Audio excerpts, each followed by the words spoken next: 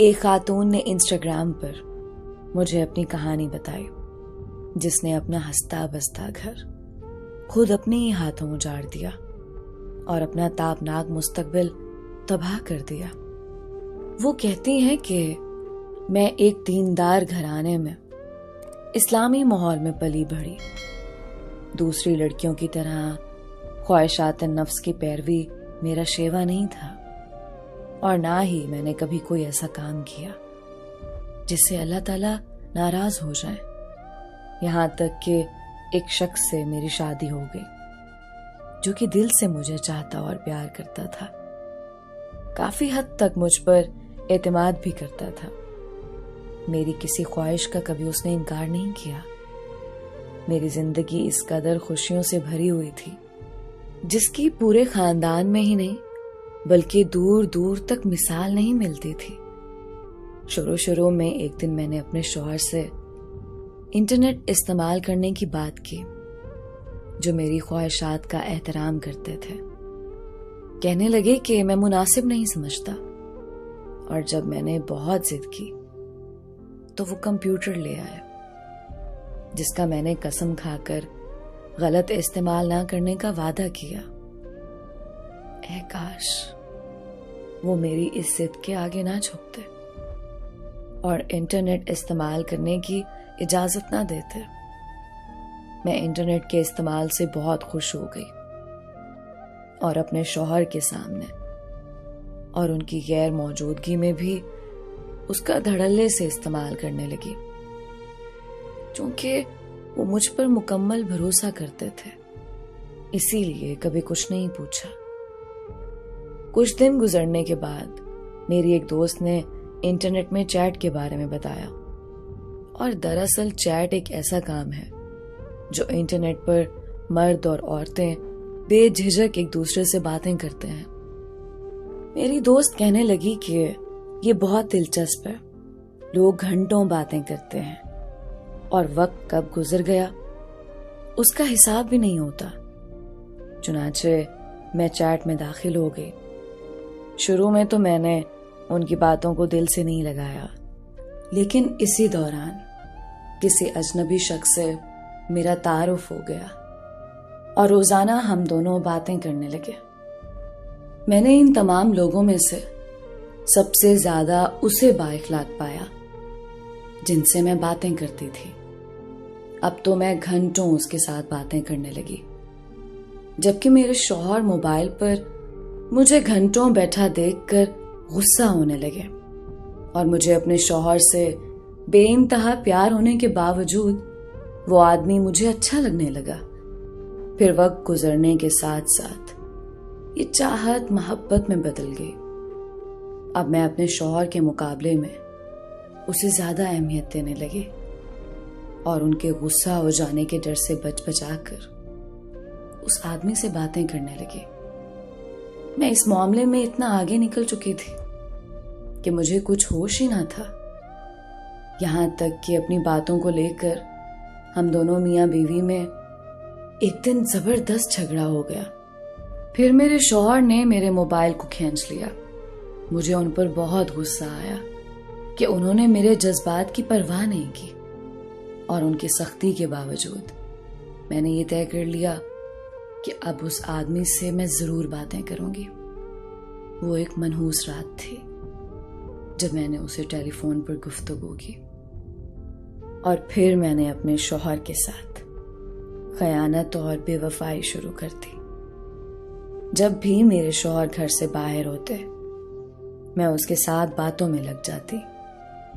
वो मुझसे वादा कर रहा था कि अगर तुम्हारा शौहर तुमको तलाक दे देगा तो मैं तुमसे शादी कर लूंगा, और बार बार मुझसे मिलने की जिद कर रहा था। यहां तक कि एक दिन मैंने उसकी जिद के आगे घुटने टेक दिए और उससे मुलाकात कर ली। फिर एक बार क्या मिली, अब तो बार बार ही मिलने लगी, और फिर ऐसे ही एक मुलाकात में हम दोनों ने वो सब कुछ कर लिया जो नहीं होना चाहिए था। मैं उसकी मोहब्बत में इस कदर गिरफ्तार हो चुकी थी कि अपने शौहर से तलाक का मुतालबा करने लगी। मेरे शौहर मुझसे सबब पूछने लगे। हमारे बीच मसाइल बढ़ते ही गए और दिलों के फासले इस तरह बढ़े कि मैं अपने शौहर से नफरत करने लगी। उन्हें मेरे मुतालिक शक हुआ तो मेरी निगरानी शुरू कर दी, यहाँ तक कि उससे बातें करते हुए एक दिन रंगे हाथों पकड़ लिया। और जब तहकीक करने लगे तो मैंने सब कुछ एतराफ कर लिया।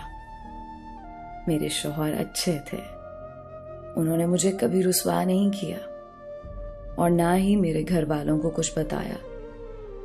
कहने लगे, मैं तुम्हें इतना चाहता हूं कि तुम्हारे बगैर एक पल भी नहीं रह सकता।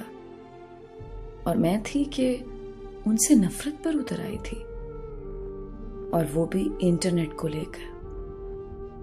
उन्होंने इतना सब हो जाने के बावजूद भी मेरे साथ बदसलूकी नहीं की और ना ही मेरे हुकूक में कोई कोताही बरती। लेकिन मैं अंधी हो चुकी थी। मुझे होश तब आया जब सब कुछ लुट चुका था। वही नौजवान जो अपने शौहर से मेरी दूरियों का सबब बना, कहता था कि तुम्हारे अलावा आज तक मुझे कोई पसंद ही नहीं आया और अपनी जिंदगी में तुमसे ज्यादा खूबसूरत किसी को नहीं पाया, बल्कि तुम मेरी जिंदगी में आने वाली सबसे ज्यादा खूबसूरत और अच्छी इंसान हो। लेकिन आज उसकी बातों ने मुझे किस कदर सदमे में डाल दिया। कहने लगा, अगर मुझे शादी करनी है तो तुम जैसे से कभी नहीं कर सकता, जिसका मेरे अलावा दूसरों से ताल्लुक है और उसे मैंने इंटरनेट के जरिए जाना हो।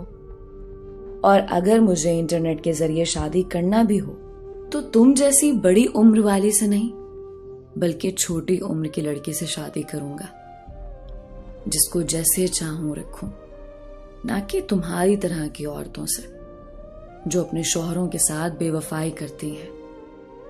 मैं कसम खाकर कहती हूं कि उसकी बातों को बगैर किसी कमियों ज्यादती के मैंने नकल कर दिया। इन हालात में मैं इस कदर परेशान हूं कि खुदकशी के बारे में सोच रही हूं।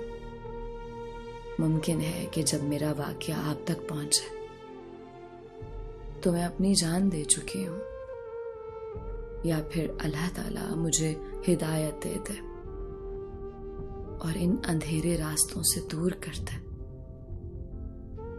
मैं ऐसे लोगों को कहूंगी जिन्होंने मेरी जिंदगी के साथ खिलवाड़ किया है कि अनकरीब वो वक्त आने वाला है जब तुम लोग इंसान को धोखा खाते खुद ही देख लोगे। बस मेरी दुआ सिर्फ इतनी है कि मैं अपनी आंखों से उस इंसान का या उसके अहलो अयाल के साथ ही सब कुछ होता देख सकूं जिसने मुझे इस अंजाम तक पहुंचाया। दोस्तों, खुद को मजबूत बनाएं, अपने नफ्स पर काबू पाएं। अल्लाह ने सबसे ज्यादा ताकतवर मखलूक इंसान को बनाया है, तो आप खुद को मजबूत और ताकतवर साबित भी करें। शायद इन खयानत करने वालियों का यही अंजाम होता है जब किसी नेक और खुशबख्त इंसान के साथ कोई मक्कार और अयार मिल जाए। अल्लाह ताला से दुआ है कि वो इसके मसाइल को आसान करे और इसकी तौबा को कबूल फरमाए, क्योंकि उसकी रहमतों ने सबको ढांप रखा है।